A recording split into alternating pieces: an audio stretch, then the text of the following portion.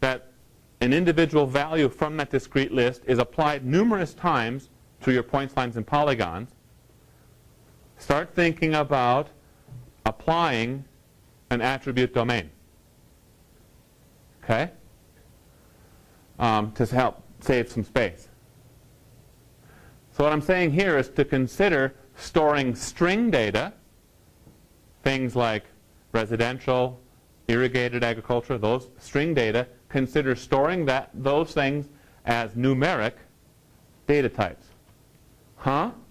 How many of you said that? Huh? Aha! Now that she's honest. Okay, so here's this scenario. We're populating a zoning polygon land use feature class. Could you enter 1, that takes 2 bytes, instead of single family residential, 35 bytes? Yeah, you can. I think you're starting to see where we're going with this. Let's walk it all the way through. So, what we're going to do is we're going to say that this field called land use type is going to be byte, a byte data type. And then we're going to create a coded value attribute domain that we're going to designate this is also byte data type. And the list that we're going to populate is our discrete list we've brainstormed before. 1 equals single family residential, 2 equals this, and ultimately we get down to irrigated agriculture, non-irrigated agriculture. You get the idea, right? We might have 100 different coded values. We may have 20. But if we do byte, remember we can't go above 255. Now, instead of, we're going to take that, we'll take that coded value attribute domain and apply it to the land use type polygon feature class. Now when we go in, or someone goes in and does a data entry session, instead of being able to type in single family residential, when they go into that data value to try to do some sort of editing, they'll get a drop-down list box. And they'll say, oh, well, this is easy. Oh, yeah, there it is. Single family residential. Click it. Okay? No typos, right? Or at least it's consistent typos. If the person who created the coded value domain had a typo in it, so it's possible there. You see how that can work? Now, imagine, if you will, that we have 1 million polygons for the state of Idaho. Not too outrageous there. In fact, I'm probably low in my estimate. And we have 100 individual discrete coded values. Can you start to see the savings in space of our big databases?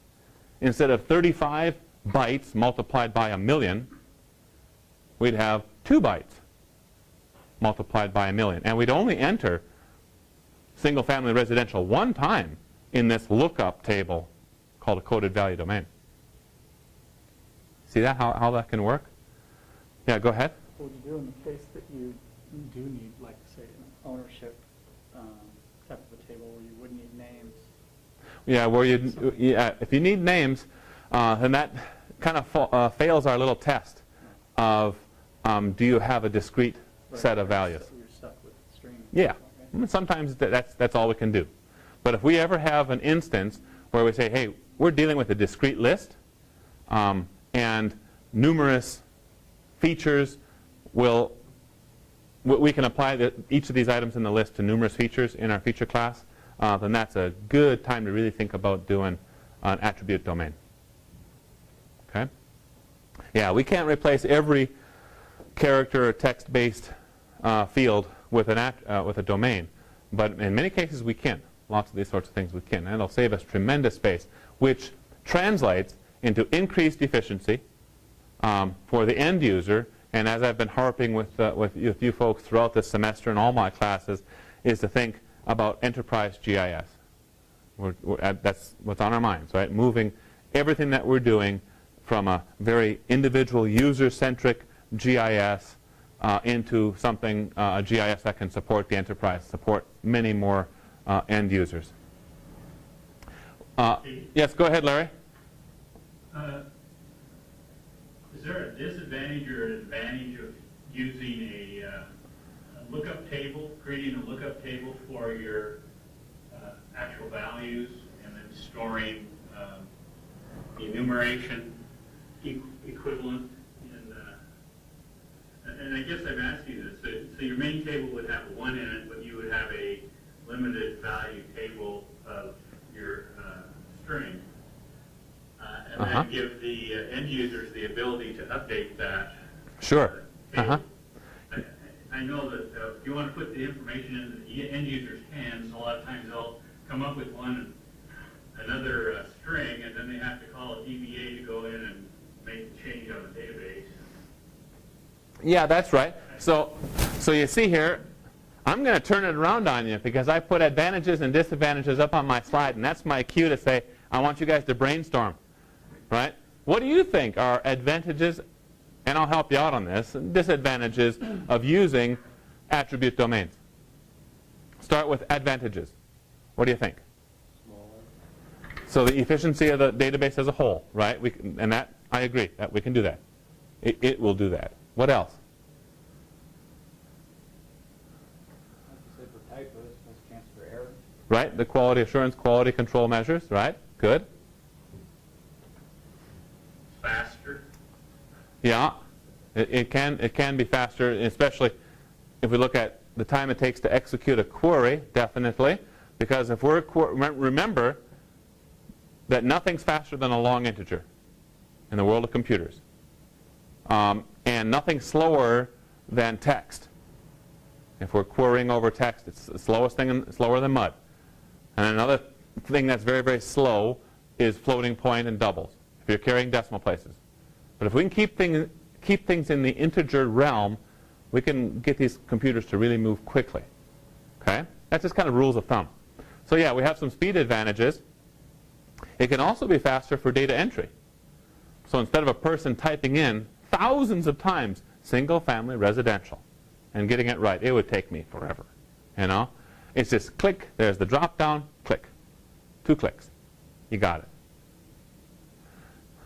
But not to paint too rosy of a picture, what are the disadvantages? What if your group did not do a good enough job of brainstorming that discrete list of land use types? And the end user says, hold on, there's no entry for light industrial. There's only industrial. I think it should be a split, light industrial, heavy industrial. Then how does that happen? Well, in many, many organizations, as Larry alluded to, what would happen is that end user, the data entry person, would not have the ability to go to the database level, the geodatabase level, and modify the domain. That person would have to go through the chain of command, talk to the database administrator or the GIS manager or whoever this is. Sometimes you've got to find out, who do I talk to get that change made. So that's not so fast anymore. But in my IT for GIS class, we talk a lot about good database design, and a lot of that goes right back to understanding the business. And so if a person has followed through and done a very, very good job of understanding the business's needs, documenting all those business needs, and business in the very generic sense, okay, not the Walmart type of business, but the ISU business, whatever it happens to be. If you really understand that, your discrete list of coded values will probably catch it all, 99% of the time. Okay? So other disadvantages. When you do a query, you only get the numeric value. When you do a query, yeah. So if you're running that, remember that query select by attribute tool? The way it used to be, until now, is if you wanted to find all polygons in Idaho that are coded as single-family residential, that's what you're used to seeing, right, as an end user, And if you ran a query of against this database and you did something like land use type equals single family residential, it would fail. It would say type mismatch, type of error. And what that means is, hey, you want me to query on string, but this land use type field is integer or byte. So it wouldn't even execute the query. But now in 10, and actually I think even 931 fixed this, when you build those queries, what you get is you'll get that, remember when you guys were building the queries, you can click on show me the unique values, okay? You'll see single family residential, and if you double click on it, it'll put a 1 into the query for you. It kind of rebuilds it on the fly. So then when you run your query, it will run it as land use type equals 1, and it'll succeed. It'll be just fine. Work out perfectly for you. Okay, so it kind of is giving you the best of both worlds. The end user is always going to see the text, the meaningful text, but behind the scenes, when you click on do it, Arc is going to modify that to actually specify a valid query for you. Follow me on that?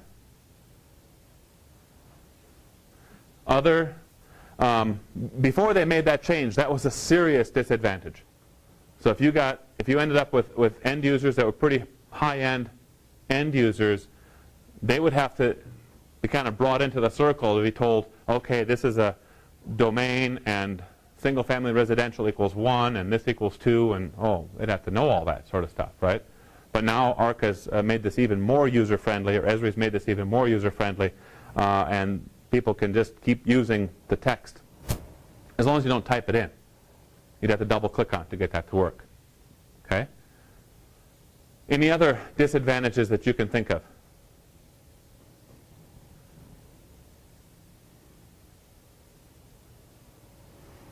I can't think of any other either, right off the top of my head. So, and I've had time to think about it, of course. So, I think it's really, really a good technique to utilize. So, the best of both worlds. We can store string data numerically in an optimized sense. We can apply a coded value domain, 1 equals single family residential. You get the idea. And we've already talked about the advantages and disadvantages. Thought we did that. Okay. Part 3, relationship classes.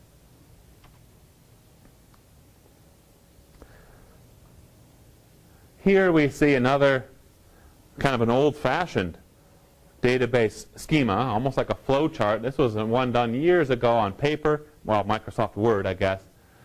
But it still communicates this idea that individual tables that we're looking at are related to one another. Hence this term, relational databases. And what we see here is we have a table that's designated as the master table. Its name is Y, the letter Y, and then the year, so 2010, underscore field sample. And inside this field samples feature class, say it's a point feature class, we'd have the sample ID, the date of the sample, treatment grazing or treat grazing, treatment fire, treat fire, X and Y location, and a photo point URL. And this is related, it's related to a fire history table that describes the past fire history. It's related through the sample ID in this case. It's also related to some grazing details, again through sample ID. We can see all these different types of relationships, and they're drawn, these relationships are drawn simply by a line that connects up one table to another. Okay, that's how we would designate or try to illustrate the relationships. In that orange box, that describes the attribute domains that have been built onto that geodatabase, or would be built onto that geodatabase. Relationships can be used to allow users access to additional descriptive data about our features, let's say.